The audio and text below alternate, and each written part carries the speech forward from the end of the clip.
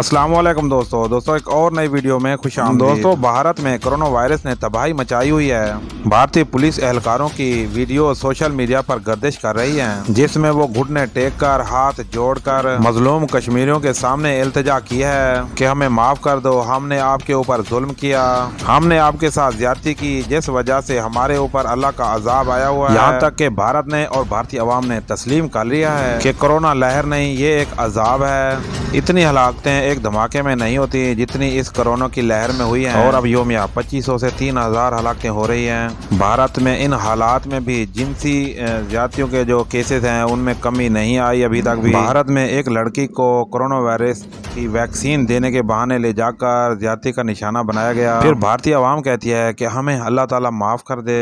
याद रहे दोस्तों, एक वर्ल्ड रिकॉर्ड है कि भारत वो वाहिद मुल्क है जो जिनाहा और रेप के मामलात में सबसे आगे है। भारत में पटना के मकाम पर इंतहाई शर्मनाक वाक़या पेश आया, जहां 2 अफराद ने मुबैना तौर पर लड़की को कोरोना वायरस की वैक्सीन फराहम करने के बहाने ले जाकर ज्यादती का निशाना बनाया।